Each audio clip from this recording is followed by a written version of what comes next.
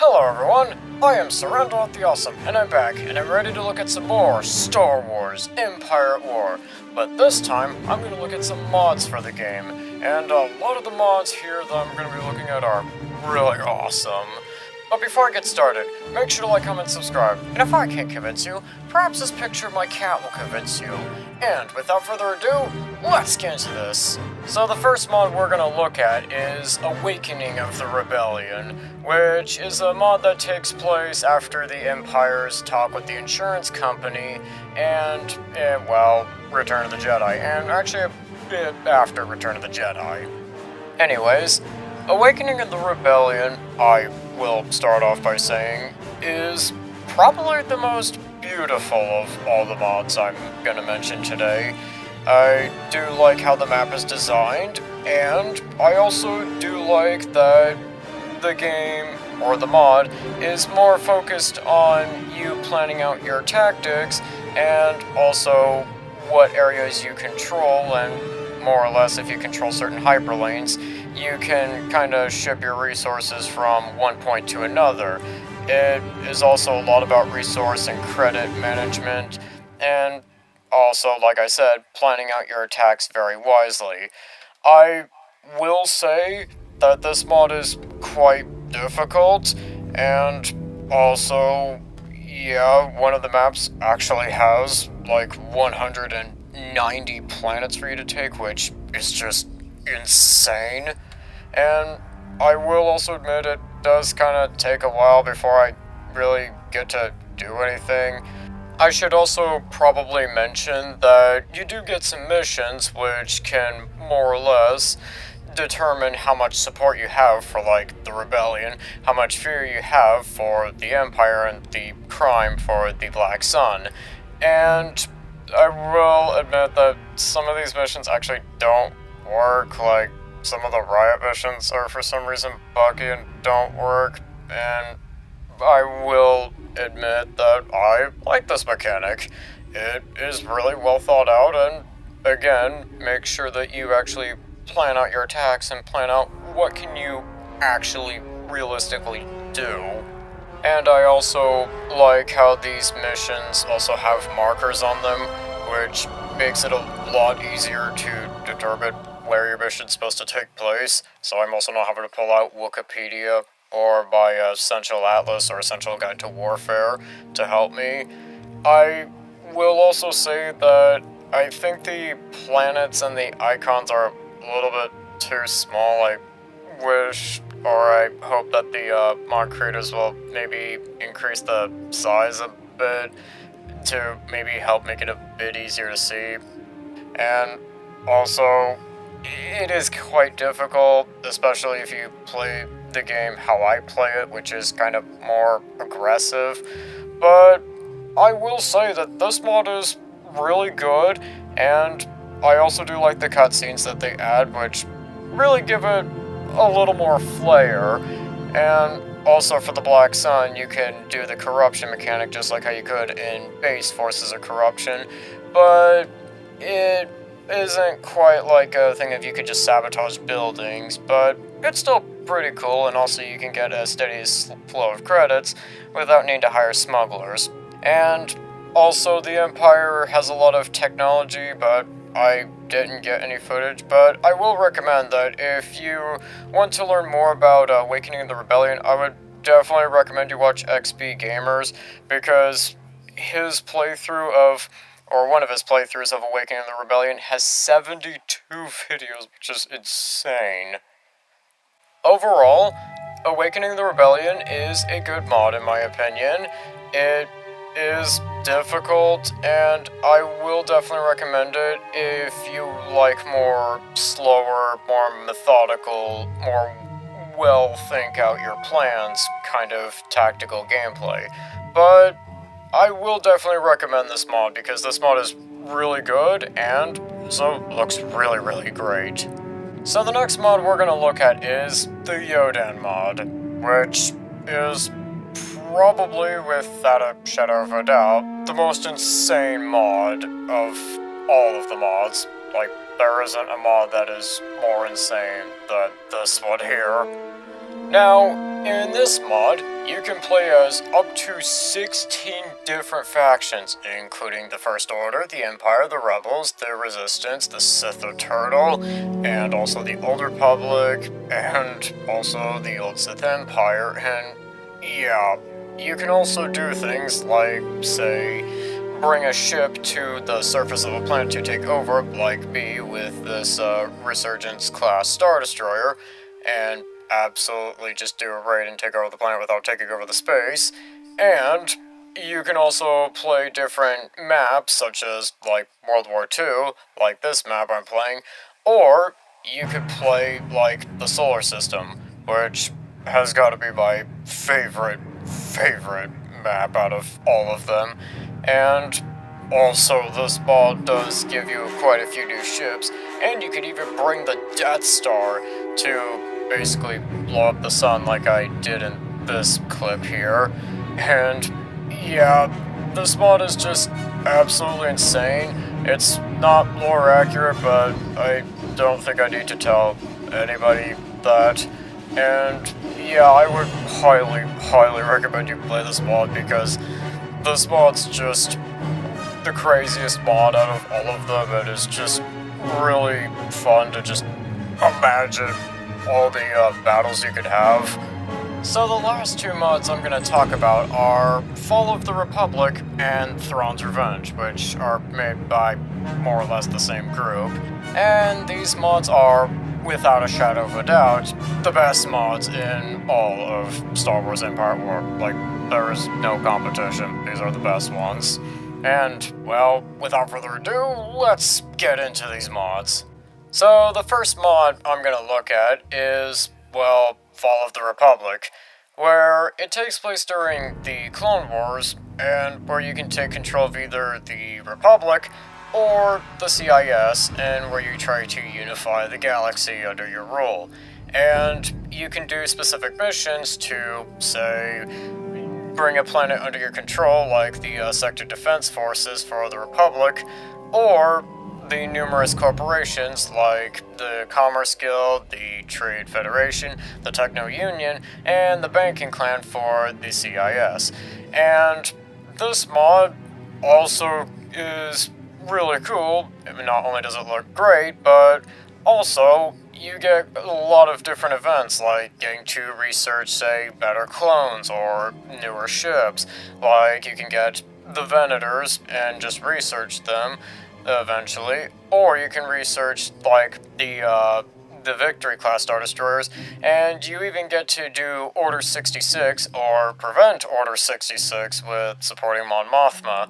And as the CIS, you can do things like, say, research the Malevolence and wreak a lot of havoc, and you can also do a few historical scenarios, or at least lore scenarios, like the Hunt for the Malevolence or the Outer Rim Sieges.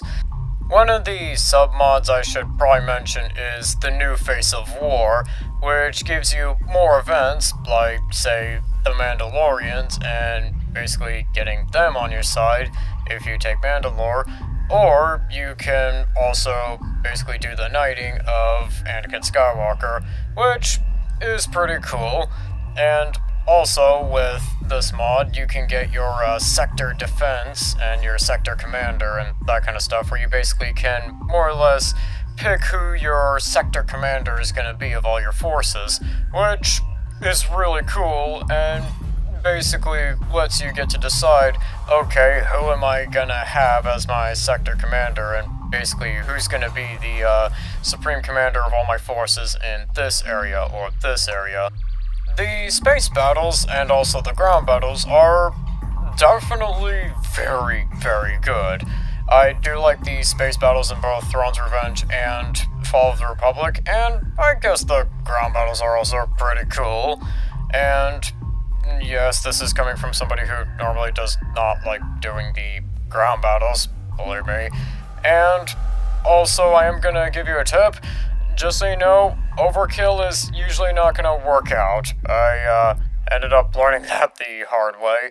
And I also like how in the beginning, the Republic kinda starts out quite weak. Well, your respective faction starts out quite weak, and where you more or less have to kind of build them up slowly till they can basically become a powerhouse.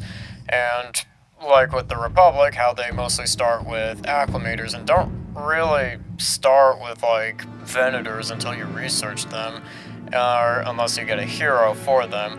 And also their most powerful ship is going to be like the Invincible class.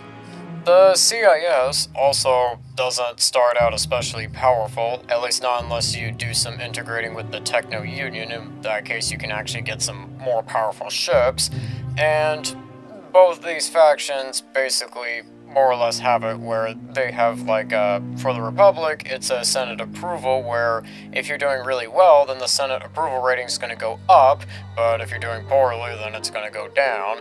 And for the CIS, you basically have the amount of influence you have over a specific corporation, like, say, the Techno Union, and where the more missions you complete for said corporations, the more planets you get integrated into your faction, and the higher influence you have on those specific corporations, which I think is a really cool mechanic, and also it basically, for role-playing reasons, it could basically be more or less a thing of, okay, yeah, certain corporations are kind of hesitant to join me. Well, yes, some of them are willing to support me. Some of them kind of are still a bit more hesitant, so them seeing some of my successes are more likely to push them into wanting to join me. And I think this mod is great. Definitely one of the best. But the best Empire War mod is Throne's Revenge, which is a mod that takes place right after the Battle of Endor and in the ensuing chaos of that event, and where you can take control of several different factions, including, but not limited to, the New Republic, the Empire of the Hand, the Benistar Alignment, the Aridu Authority, the Corporate Sector Authority, the Hapes Consortium, Zinja's Empire, the Greater Maldrude, and actually quite a bit of other factions. And this mod is really just, without a shadow of a doubt, the best, and that is just a fact. And there are several events, like, say, as the Greater Maldrude, if you liberate Kashyyyk, or I should say take over Kashyyyk, before anyone else, you can get Pakati Sin, or if, say, the fall of Coruscant happens, then the next leader of the Empire will be in charge. And speaking of the Empire, they also now have several different leaders, and also several different paths to go down. Like, you could go with Isani Isard, or you could go with Hissa, which I think is really cool that they added those, because it gives a lot more depth to the Empire, and also makes it so that it's not really just one person who's gonna inevitably be in charge. And you can also take control of things like the Eclipse and have these mega super Star Destroyer battles. And especially, I do like playing as the New Republic and the Empire. And I guess if I had to pick which one of the two is cool, well, I guess the New Republic is cool if you want to more or less go from a kind of weak position to I have become a powerhouse. While for the Empire, it's kind of more or less you're trying to basically secure what was left of your once great empire. And these ones are both very cool. And also for the Empire, you get things like, say, the influence mechanic, where if you keep, say, fighting the other warlords and basically having them lose territory to you, well, the more territory that a warlord loses, then they are going to be integrated to more or less the most influential faction, which I think is really cool, and also encourages the warlords to more or less fight each other if you're, say, playing this online with, like, say, submod. And speaking of submods, the best one, or one of the best I should say, has probably got to be Legacy of War, where you can get several new events and also more or less more Clone Wars stuff.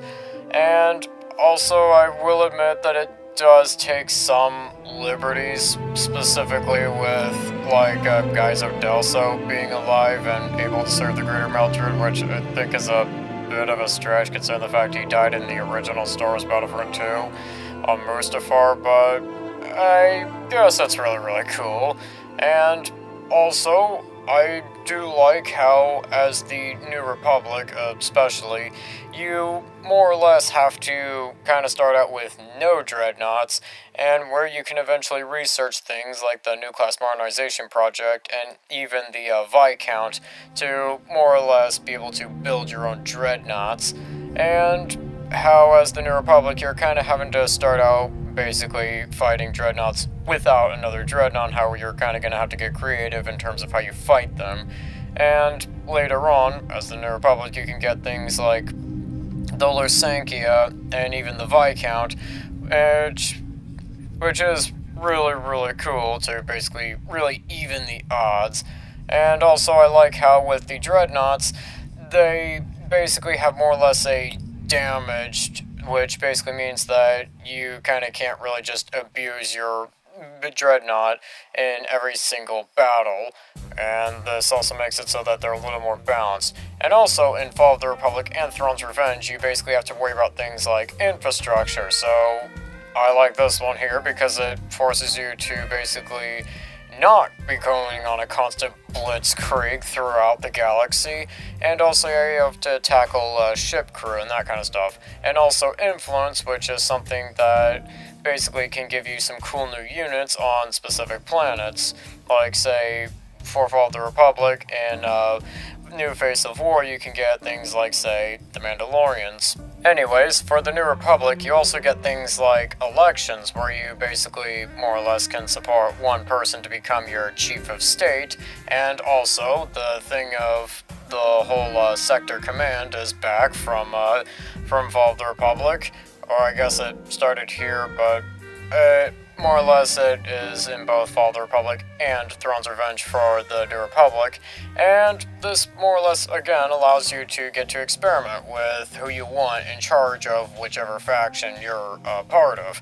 And I think this is really cool, and I like how with Freyla, if you choose to support Freyla, you lose Admiral Akbar as one of your chiefs because, well, Freyla did not like Akbar, and this is also something that makes sense lore-wise, and I think that's really cool because, you know, it forces you to have to pick, okay, do I want to get the Bothan heavy cruisers sooner, but lose Akbar for a little bit, or do I want to, say, maybe tell Freyla I don't want him, and more or less, I kinda just, don't have to deal with Freyla.